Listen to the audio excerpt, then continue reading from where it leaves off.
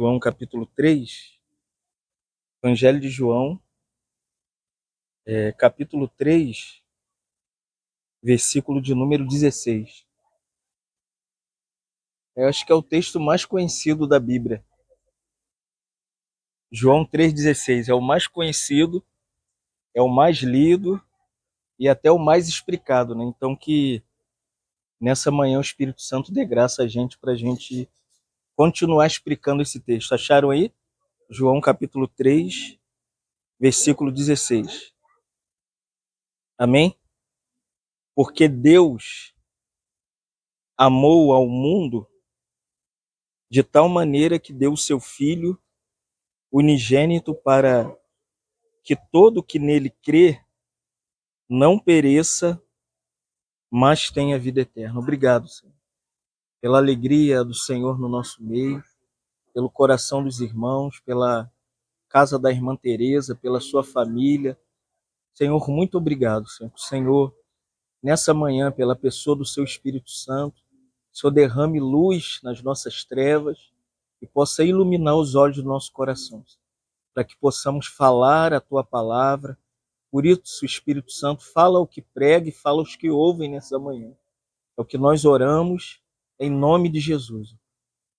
Eu não sei se vocês sabem, esse aqui é o texto mais lido entre a igreja do Senhor, e a maioria dos filhos de Deus sabem alguma coisa desse versículo, né? Se a gente perguntar aqui, qualquer um dos aqui na congregação nessa manhã, é nítido que na igreja todos nós saibamos até recitar ele de cor.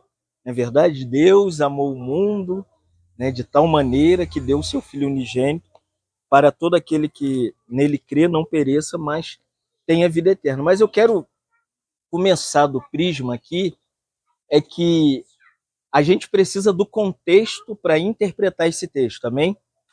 Então a gente quer usar o contexto desse texto.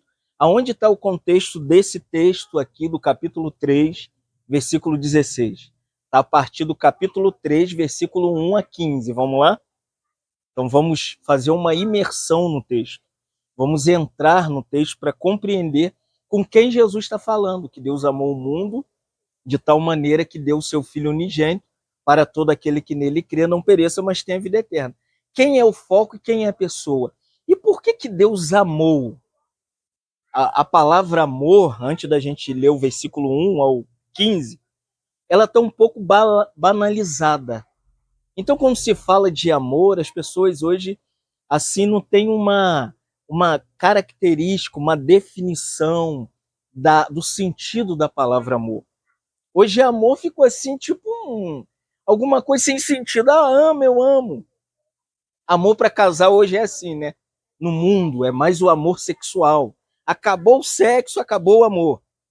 Outros até questão financeira, né? A pessoa tem muito dinheiro, enquanto ela está com dinheiro na academia, com saúde, bem bonita.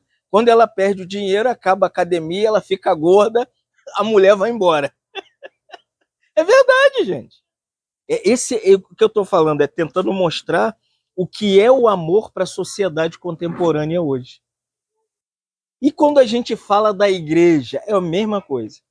Se você tem um bom carro, uma boa casa, se você tem uma conta bancária rechonchuda, aí todo mundo te ama. Todo mundo te quer, todo mundo te persegue, todo mundo vai na sua casa, todo mundo quer tomar café com você, mas se você ficar pobrinho, ninguém quer saber de você. Se você não tem um bom carro, é estranho.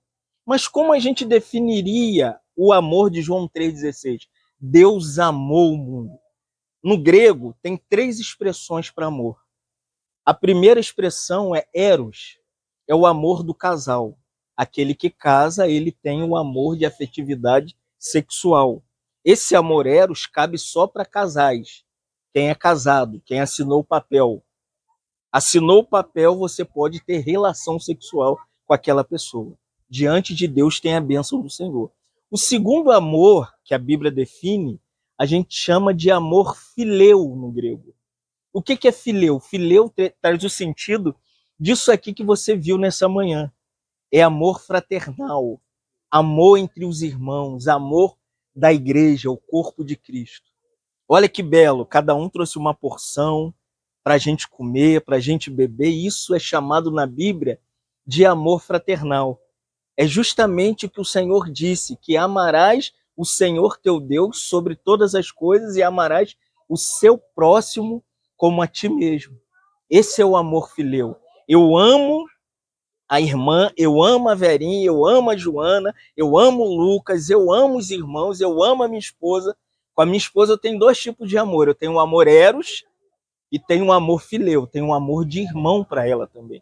Então, irmãos, essas duas definições não é a definição de João 3,16, que João diz Deus amou. Então, qual é a definição? O que João usa para definir a expressão Deus amou? Esse verbo de ação, esse verbo intensivo, esse verbo que comunica algo que parece que a sociedade perdeu. É a palavra grega ágape. O que é ágape? Ágape é aquele amor, vamos lá em Romanos capítulo 3, 5, versículo de número Romanos 5, quero te mostrar que amor é esse, que é o amor ágape. Romanos 5, versículo 6. Romanos 5, 6, Paulo diz assim: que amor é esse? Qual é a característica, a definição do amor de João 3,16? É esse aqui, ó. Porque Cristo, quando nós ainda éramos o que? Fraco, morreu ao seu tempo pelos ímpios. Versículo 7. Dificilmente alguém morreria por um justo, pois poderá ser que pelo bom alguém morre e se anime a morrer. Agora, olha o 8 agora, mas Deus prova o quê? O seu próprio, ó, o grego agora, ágape, o seu próprio amor para conosco pelo fato de ter Cristo morrido por nós, sendo nós ainda o quê? Pecadores. Percebeu? Qual é o amor de João 3,16? É o amor incondicional de Deus, que Deus prova. E Deus quer provar o seu amor. E a maneira que Deus usa em João para provar o seu amor, Deus prova, Romanos capítulo 5, versículo 8.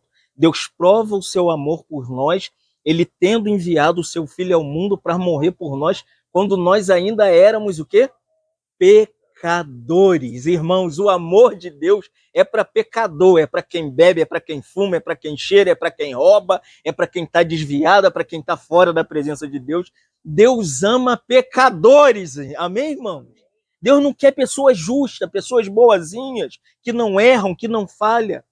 O amor de Deus é deliberado para pecadores. E a maneira que João encarna esse amor é dizendo que o verbo se fez carne. Se lembra do discipulado? Na segunda-feira agora? Quando eu falei que e o verbo, João 1,14, se fez carne e habitou entre nós, cheio o quê?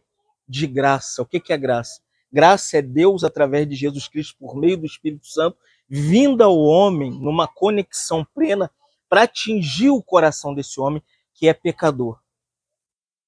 E verdade, verdade é aquilo que não há no homem, não há no mundo, não há na escola, não há na igreja. Hoje, o que falta no mundo, na igreja, na sociedade, é um elemento chamado verdade. Que a gente vê, Romanos, Paulo chega a dizer que seja todo homem mentiroso e Deus verdadeiro. A única verdade foi manifestada com a encarnação de Jesus Cristo.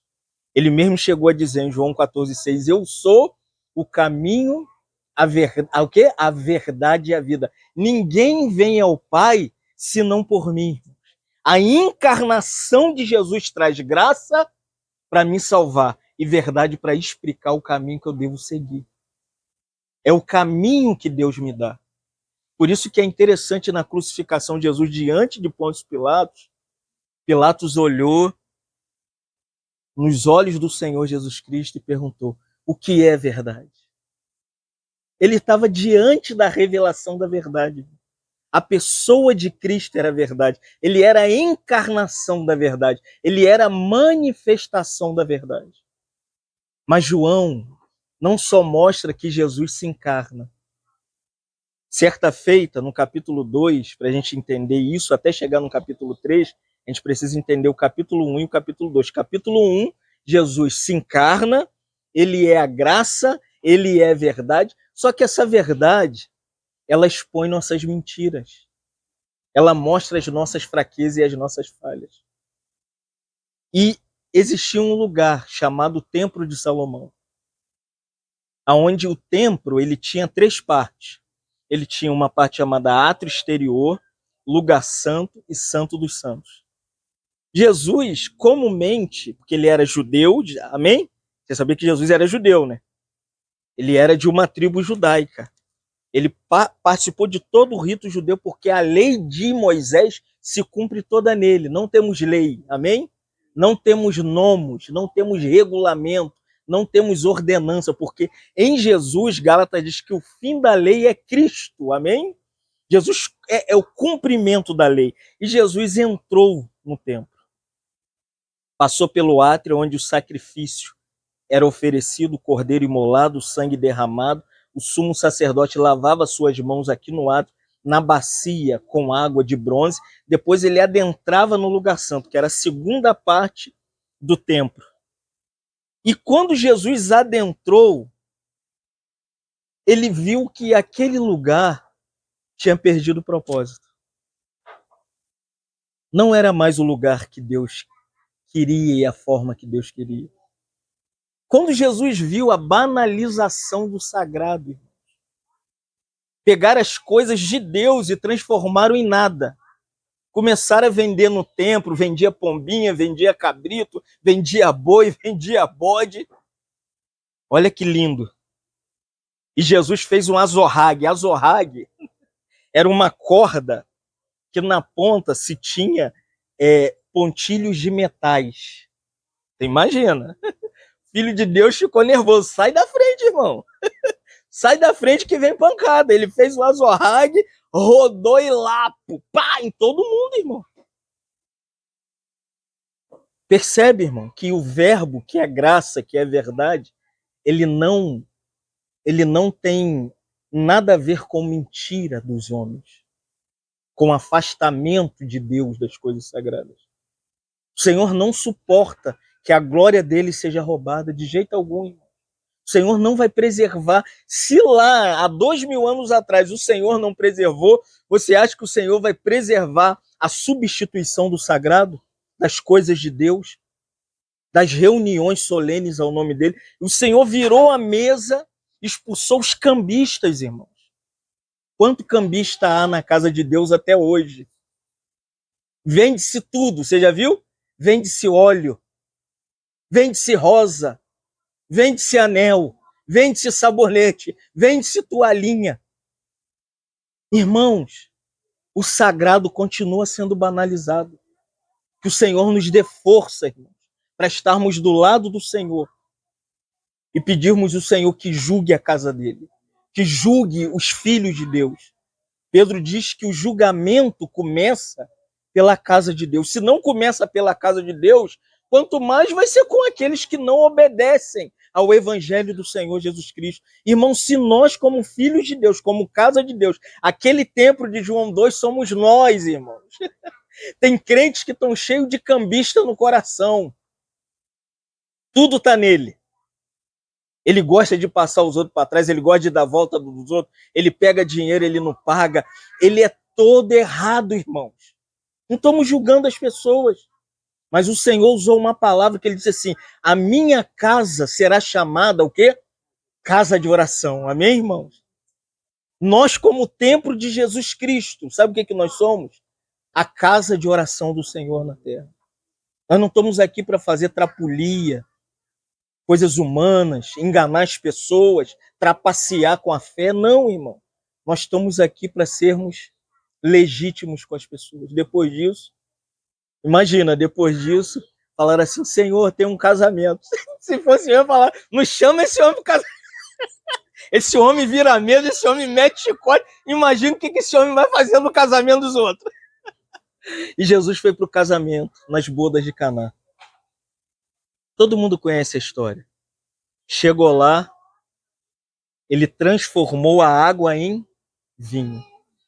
Mandou que os serviçais trouxessem as talhas quando acabou o vinho. Maria tenta questionar e o Senhor dá uma repreensão severa à mãe, não que ele fosse mal educado com Maria, mas ele coloca Maria no lugar dela. O lugar de Maria era para esperar a provisão do filho dela, não era para ela meter a pataca no lugar de Jesus, era para ela ficar no lugar dela. As irmãs têm que entender o lugar delas no corpo de Cristo. Deixa que Jesus opere o milagre, não tenta entrar no lugar do Senhor.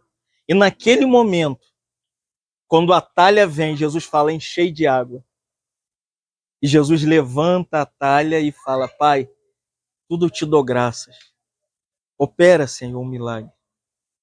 Imediatamente, irmãos, a água se transformou em vinho. Que lindo, né? O Senhor gosta de salvar casamento, amém? O Senhor salva casamento. Os casais que vão casar já entram sabendo que o Senhor é o salvador do casamento. Quem já é casado, o Senhor salva casamento. Quem ainda vai casar, mas saiba que o Senhor salva casamento. Quem não quer casar, saiba que os casados vão ser salvos. Os não casados vão ser salvos. Porque esse é o chamado do Senhor. E quem estava no casamento? Olha só. Eu estou falando tudo isso é para chegar aqui no versículo de número capítulo 2, versículo 23, para a gente entrar no 3. Capítulo 2 de João, versículo 23. Estando ele em Jerusalém durante a festa da Páscoa, muitos vendo, olha só, os sinais que ele fazia, creram no nome dele. Então tinha um monte de gente no casamento que saiu do casamento, foi festejar em Jerusalém a festa da Páscoa. E muitos já haviam crido em Jesus. Mas olha o 24. Capítulo 2 de João, versículo 24. Mas o próprio Jesus não confiava a eles porque conhecia todos eles. 25. E não precisava que ninguém lhe desse testemunho a respeito do homem, porque Jesus mesmo sabia o que era a natureza do homem. Irmãos, Jesus era Deus na sua plenitude. E quando ele olhava para a humanidade, ele sabia com características pessoais quem eram os homens. E não é diferente, porque aqui quem estava lá na festa das bodas de Caná, Nicodemos. E diz o capítulo 3, versículo 1, havia entre os fariseus um homem chamado Nicodemos, um dos principais judeus. A palavra Nicodemos é aquele que se coloca sobre os outros. Ele era uma pessoa sobre todo o povo. Ele era fariseu religioso. Ele se colocava sobre os outros, ele era religioso e ele tinha a proeminência entre os judeus, imagina. E ele vai encontrar Jesus, versículo 2, quem é este? Nicodemos. Fica com a Bíblia aberta que a gente vai explicar o capítulo todo. Este de noite foi ter com Jesus e lhe disse: Mestre, sabemos que tu é um mestre vindo da parte de Deus. Olha agora. Porque ninguém pode fazer estes sinais. Que sinais que ele está falando? Das bodas de Caná. Ele estava lá, ele viu Jesus transformando a água em vinho. E ele diz assim, a palavra grega para sinais é semeio, significa uma realidade espiritual para transformar o coração do homem. Ele está diante de uma realidade que Jesus manifestou ali diante de todos os homens. Por isso que o versículo 23 do capítulo 2 diz que muitos creram em Jesus. Por que Jesus multiplicou os pães? Era para que as pessoas creem. Por que Jesus andou sobre as águas? É para que as pessoas cresçam. Por que Jesus curou o homem da mão ressequida? Para que as pessoas cresçam. Por que Jesus curava o coxo, o cego? É para que as pessoas crescem. Aqui não era diferente. Jesus sempre operou sinais, irmão. Sinais não é para fazer o meu ministério evidente, amém? Olha, o irmão Fábio é um curador. Irmão Fábio, já viu que a maioria das pessoas que hoje, entre aspas, usam os sinais do Senhor, ficaram ricos? Ficaram ricos. E aqui a gente está vendo o primeiro a usar sinais. O primeiro milagre público de Jesus é quando ele transforma a água em vinho. Não trouxe proeminência para ele. Não trouxe riqueza para ele. Irmãos, pelo contrário, irmãos, se Deus te deu um dom, um ministério, não é para você ser rico, é para que você glorifique a Deus através do seu ministério. Amém, irmãos? Que Deus seja glorificado no seu ministério, irmã. No seu, Derek, no seu, Jaqueline. O nosso ministério não é para a gente trazer aplauso aqui. Nicodemos está falando assim, tu és um homem que veio de Deus. E vindo de Deus é porque Deus opera por meio de você. Continua o texto. Olha só. Se Deus não estivesse contigo, a parte D do versículo. Nicodemos fala claramente. Tu és mestre, tu és enviado, tu operas sinais porque Deus está contigo. Mas olha o absurdo. O absurdo é o versículo 3. Se alguém vem te elogiando, o que você faz? Alguém te elogia e fala, poxa, você é uma mulher de Deus. Deus usa você. Jesus, irmãos, ele não gostava de elogio. Jesus ia direto ao ponto. Você lembra do versículo 25? Ele não precisava que ninguém dissesse o que era o homem, porque ele conhecia a natureza do homem. Ele olhou para Nicodemos e falou assim, eu sei o que você precisa. Você está me elogiando, está falando que eu sou homem de Deus. Olha o 3. A isto respondeu Jesus. Ó, a verdade aqui, ó. Se lembra? Em verdade. Você sabe o que é verdade no grego? Vocês sabem a palavra grega para verdade? A palavra aqui, em verdade, não é igual o Fábio foi ali e ele disse que aquela casa ali era amarela. Aí no outro dia a irmã Teresa fala, o irmão Fábio falou que a casa ali na esquina era amarela, mas a casa é vermelha. O irmão Fábio é mentiroso. O irmão Fábio está mentindo. Hoje o conceito de verdade é o contraponto da mentira. Só que aqui a palavra grega para verdade, ela não tem um sentido disso que a gente chama hoje dentro do conceito de verdade. A palavra grega é aletheia. O que é aletheia? Aletheia significa o que é real. O significado é que tudo fora de Jesus é uma verdadeira mentira. É uma verdadeira ilusão, é uma matrix.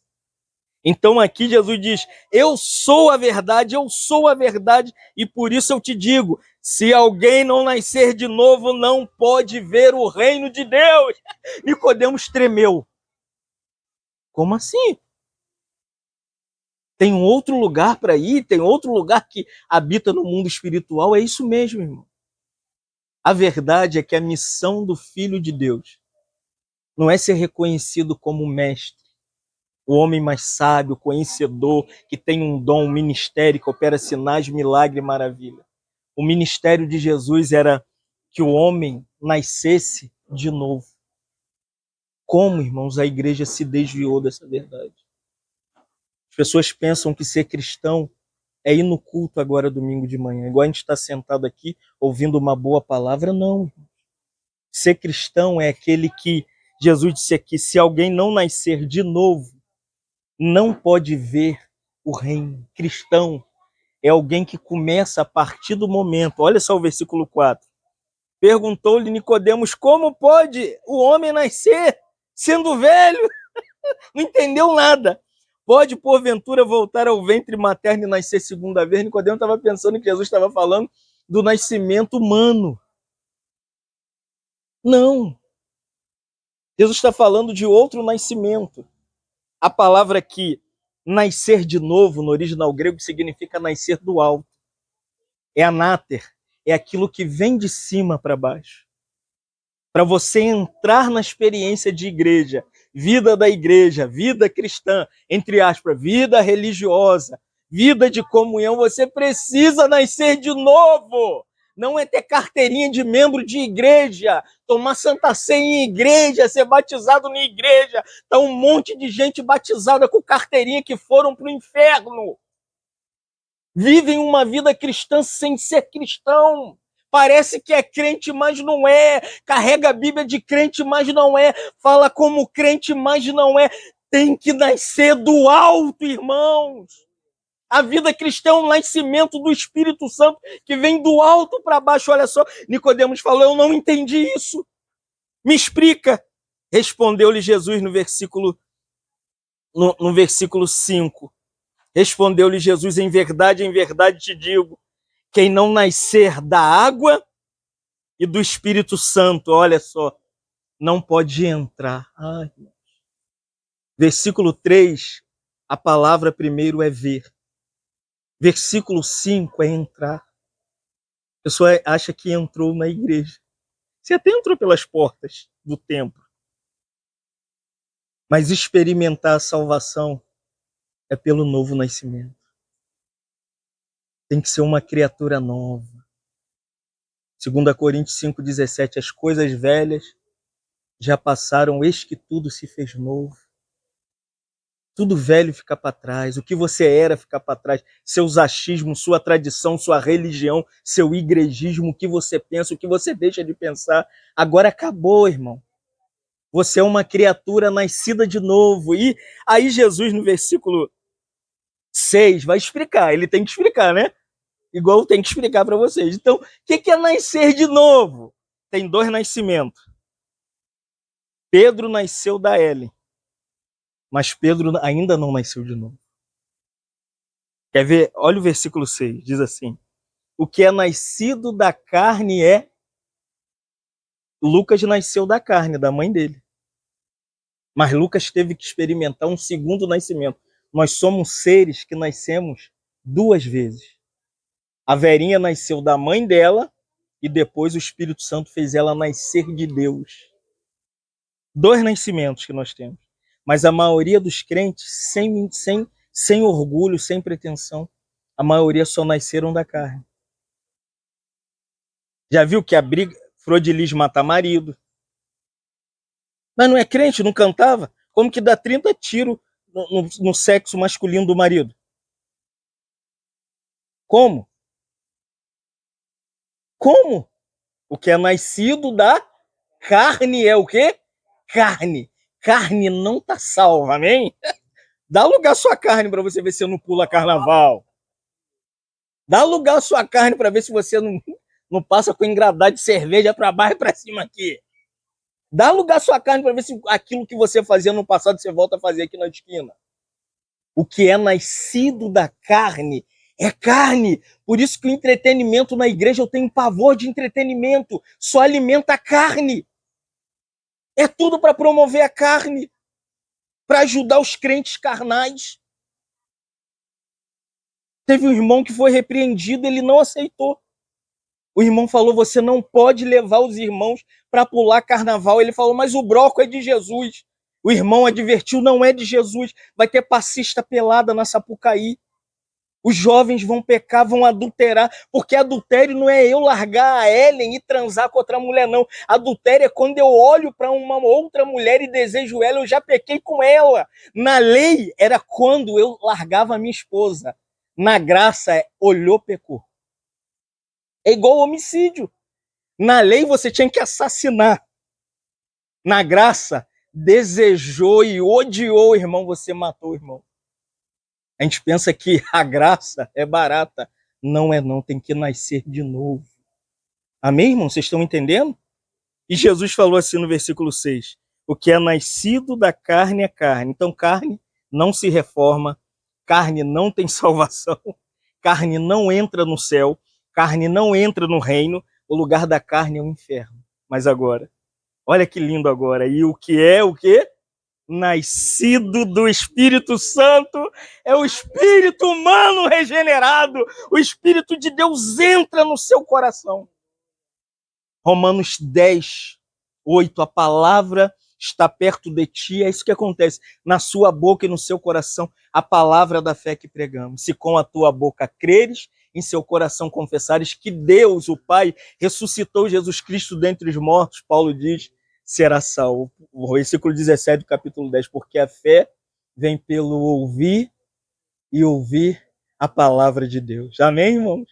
Quando a palavra é pecado, os eleitos nascem pelo Espírito. O que é nascido do Espírito é Espírito. Versículo 7. Não te admires, Nicodemo, e Deus te dizer, de novo Jesus vai falar, anáter. 3 vezes ele fala, versículo 3, tem que nascer do alto. Versículo 5, tem que nascer do alto. Versículo de número 7, tem que nascer do alto. Nicodemo ficou, entendi. Não entendeu, não. Olha o versículo de número 8, aleluia! O Senhor era maravilhoso, irmãos. Olha o 8. Jesus vai falar como que se nasce de novo. Pregador não faz ninguém nascer de novo. Essa pregação aqui só faz vocês me odiarem ou gostarem de mim. Fala, esse irmão aí só fala da Bíblia. O irmão falou para mim, você só fica citando a Bíblia, o problema é que você só fala da Bíblia. Você não fica contando, não conta uma historinha. Aí uma vez eu fui contar uma historinha. Aí o irmão falou, não, irmão, não conta história não, você é péssimo, você não consegue fazer a gente rir. Entendeu, irmãos? Então Jesus, ele vai explicar. Ele vai explicar o vento, versículo 8. O vento sopra onde quer, ouves a sua voz, mas não sabe de onde vem, nem para onde vai assim. Olha isso aqui, é todo aquele que é nascido do Espírito de Deus. Como que se nasce de novo? Não tem como pregação fazer ninguém nascer de novo. Eloquência, sabedoria, teologia, igreja, batismo, santa ceia, dar dízimo igreja, ofertar na igreja, nascer de novo é quando o Espírito sopra o vento no seu coração. A palavra aqui para vento no hebraico é ruá. É a mesma expressão quando o homem foi criado. Que lindo, irmãos, a Bíblia. Lá em Gênesis capítulo 2, versículo 7. Deus pegou a areia do chão, fez aquele barro, modelou Derek. Derek estava um boneco do posto. Não tinha barba e nem cabelo, nem sentimento, nem amor, nem paixão. Era um bonecão do posto. O que Deus fez? Deus soprou o ruá, fôlego de vida. E quando misturou esse ruá no corpo, Derek olhou e falou, estou vivo. Dentro do Derek apareceu uma coisa chamada alma vivente. No hebraico é nefesh. É o que ele é. Derek é um ser com espírito, alma e corpo. Ele tem um ruá soprado por Deus. Se lembra de Eclesiastes que diz, quando o homem morre, o corpo vai para o pó e o espírito volta para Deus que o deu. Todo homem que morreu, você já viu? Você já viu no enterro? Ai, sai daí! Se sair, cai fora. Se sair, você leva a porta do cemitério no peito, filho. Hoje até para ressuscitar um milagre. É um milagre. Mas está ali, eu fui no enterro do meu sogro. Choramos perto do caixão. Dá vontade de tirar o morto, levar o morto para casa. Mas o espírito voltou para Deus. Então, esse espírito, no grego, ele é chamado de pneuma. O vento. O que é o pneuma? Você já encheu o pneu de carro? Como que faz para encher pneu de carro? Vai enchendo. Quem enche o homem para o novo nascimento não é a nossa pregação. Eu não posso fazer ninguém aqui nascer de novo. Só o Espírito pode. Vai enchendo, Luca, vai enchendo, vai enchendo. Você fala, ai, tem alguma coisa que está acontecendo aqui dentro. Não foi assim com você? Você sente que alguma coisa mudou. Isso é experiência pessoal. O novo nascimento talvez aconteça com você daqui a pouco, ou já aconteceu, ou vai acontecer há 10 anos. Eu não era crente até os 17 anos. Eu ia na igreja, eu pregava na Jocum, jovens com uma missão. Eu não era crente. Aí sentava com a roupa de crente na igreja, falava como crente. Aí um dia esse vento do Espírito me encontrou. Eu estava sentado numa congregação nossa, lá no Mutual, sentado quietinho. Não esqueço, o pastor João Batista se levantou e usou esse texto que eu estou pregando. Deus amou o mundo! Senti um vento entrando em mim. Eu procurava tantas coisas, eu queria ser polícia, eu queria fazer isso, eu queria fazer aquilo, e Deus só falava não. Eu não entendia, eu pulava para cá, pulava para cá. Quando o vento sopra onde quer e não sabe de onde vem nem para onde vai, assim é todo aquele que é nascido do Espírito Santo. Muda sua vida, sua direção, seu comportamento, suas escolhas. Tudo muda. Você se torna outra pessoa. Versículo de número 9. Então lhe perguntou Nicodemos: como isso pode acontecer? Me ajuda, Jesus. No hebraico, no grego acudiu Jesus, ele está falando assim: por favor, me explica mais. Que lindo, irmão, versículo 10. Tu és mestre, você ensina no templo. Você ensina os outros. Todo sábado no templo, você está lá ensinando a lei de Moisés. É isso que Jesus falou para ele. Você é mestre. Agora segura aí na cadeira. Tá cheio de líderes que não nasceram de novo. Você tem dúvida? Tem dúvida? Você tem? Eu não tenho, não. Nicodemos era um líder sem nascer de novo. Aí diz assim: você não entende o que você explica às pessoas? Na tradução da linguagem de hoje é assim: você explica e não sabe o que você explica? Versículo 11. Em verdade te digo, que nós dissemos o que sabemos e testificamos o que temos visto. Jesus falando para Nicodemos. Contudo, não aceitais o nosso testemunho. Sabe o que Jesus quer dizer? Eu estou andando no meio de vocês há quase 3 anos e ninguém acredita no que eu prego. Nada do que eu falo ninguém acredita. É porque, Nicodemo, você só ensina as coisas erradas para o povo. Por que aqui não tem 500 mil pessoas sentadas aqui agora? É porque o ensinamento lá é errado.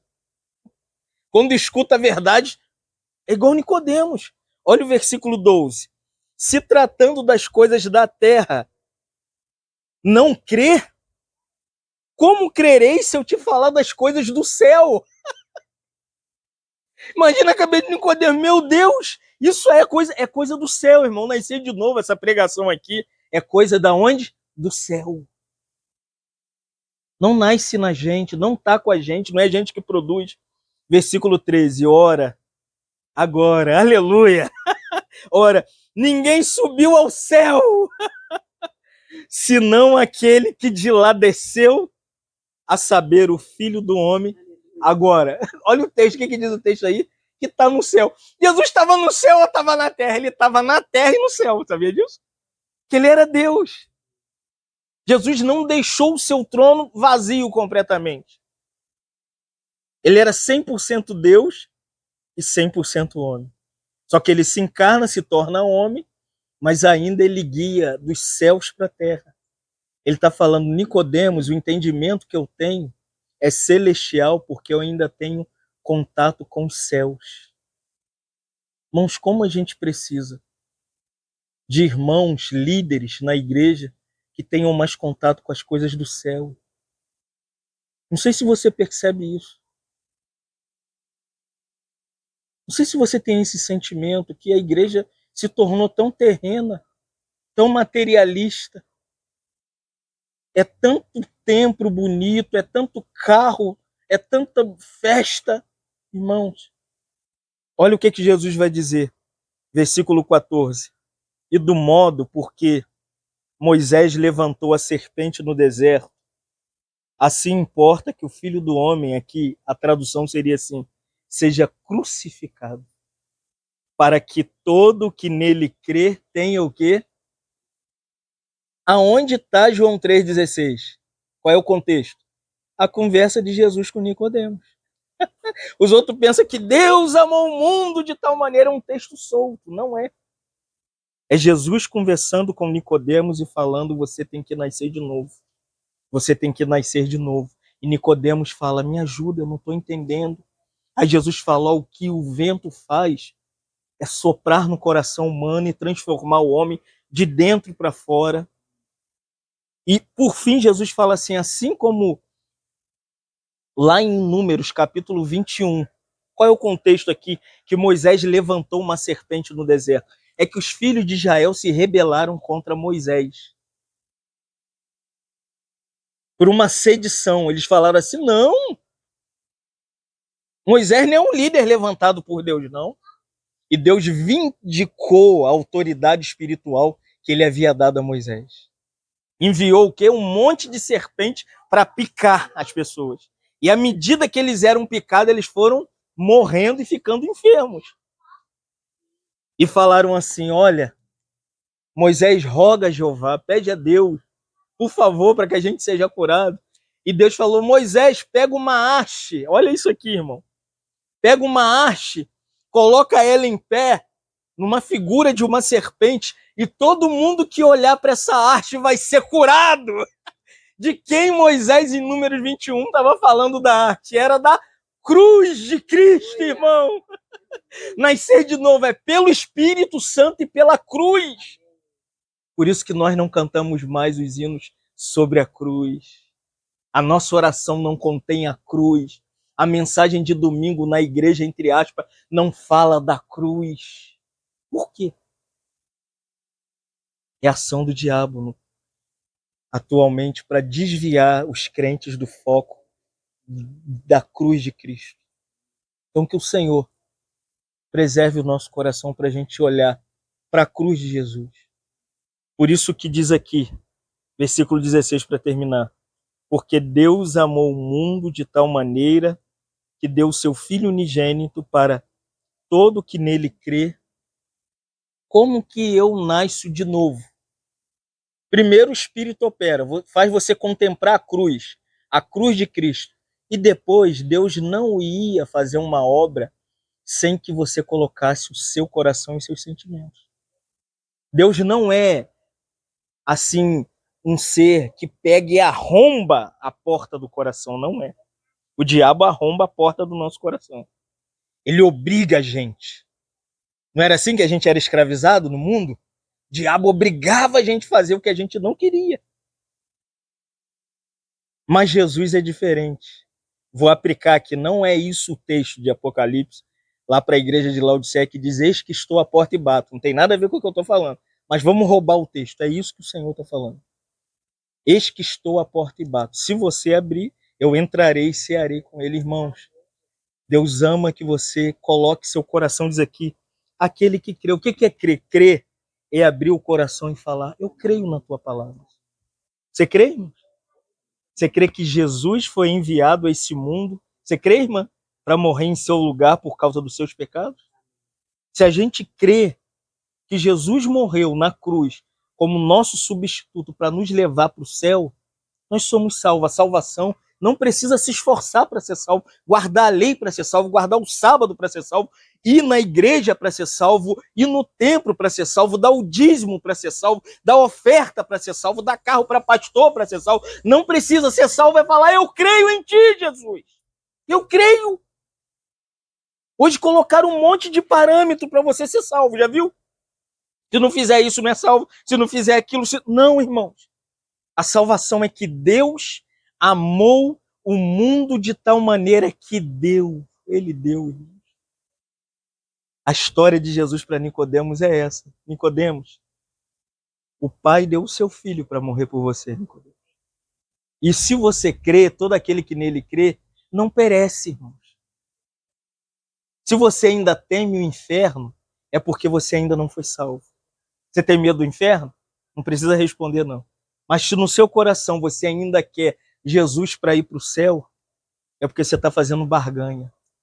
Eu não sou salvo porque eu quero ir para o céu, eu sou salvo porque eu amo Jesus. Eu não sou salvo porque eu tenho medo do inferno, eu não tenho medo do inferno. O meu destino era lá, mas por graça Jesus se colocou entre mim e o Pai e me aceitou. Não foi eu que aceitei Jesus, foi Jesus quem me aceitou. Amém? Jesus nos aceitou e ele nos aceitando, agora eu nunca mais pereço. O que é perecer? Você nunca mais vai para o inferno. Você crê nisso? Se o seu carro bater, explodiu o carro, pegou fogo, você não perece. Se deu um infarto fulminante, caiu durinho, você não perece. E se o salário não caiu no mês na conta, não tem comida no armário, pede socorro, mas você não perece. Quer ver? Vamos terminar lendo então o texto. Só para você falar: é verdade, o que o irmão Fábio está falando está na Bíblia. Romanos capítulo 11, para a gente terminar.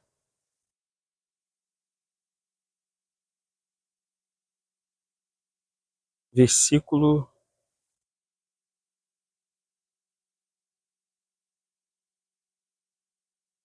de número... Oxe, perdi o texto.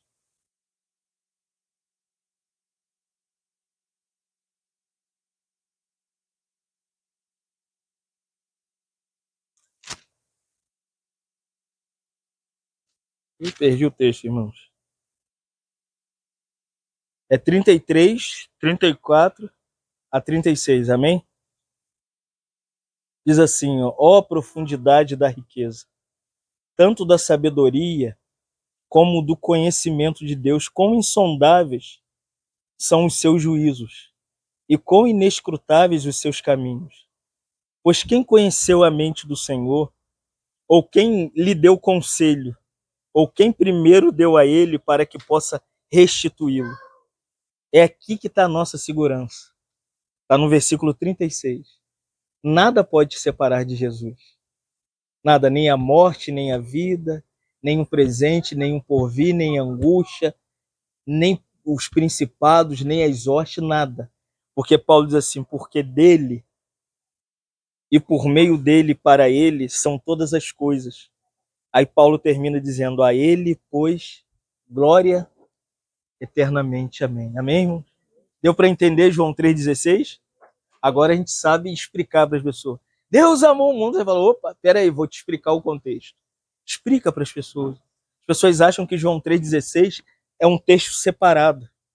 Não, João 3,16 é Jesus pregando o evangelho da salvação para Nicodemos. Te louvamos nessa manhã. Agradecidos pela tua palavra e pela revelação que nela contém. Pedimos que o Senhor sopre seu vento em corações que ainda não são regenerados, nascidos de novo. Pedimos que o seu Espírito Santo transforme o nosso ser. Transforme-nos nessa manhã. Senhor, nos faz nascer de novo nessa manhã, para que possamos ver o reino do Senhor, para que também possamos entrar no reino do Senhor. Às vezes somos como Nicodemos, somos religiosos, conhecemos o conceito da igreja, mas não sabemos nada do que é a igreja, que é um povo nascido de novo, que foram soprados pelo vento do Espírito e que olham para a cruz e são salvos pela cruz. Senhor, faz esse texto ressoar no nosso coração nessa manhã, que durante todo esse dia e durante a semana essa palavra possa soprar em nosso interior, Senhor. E essa palavra venha mostrando que Deus nos amou. Deus amou o mundo e o homem que estava no mundo, de tal maneira que deu o seu Filho único para todo aquele que nele crê, não pereça mais, aleluia, pela vida eterna, Senhor. Nada pode nos tirar da vida eterna, nem o nosso pecado, nem a sua ira, nada mais pode nos tirar da eternidade. Agora estamos seguros em direção ao céu, Senhor, e ao novo céu e à nova terra, e à nova Jerusalém, essa cidade celestial, que muito em breve estaremos nela e viremos com ela para a terra. Senhor, nos dê uma visão clara de João 3,16. Aumenta a nossa visão do Evangelho. É o que nós oramos nessa manhã, Pai. Em nome de Jesus.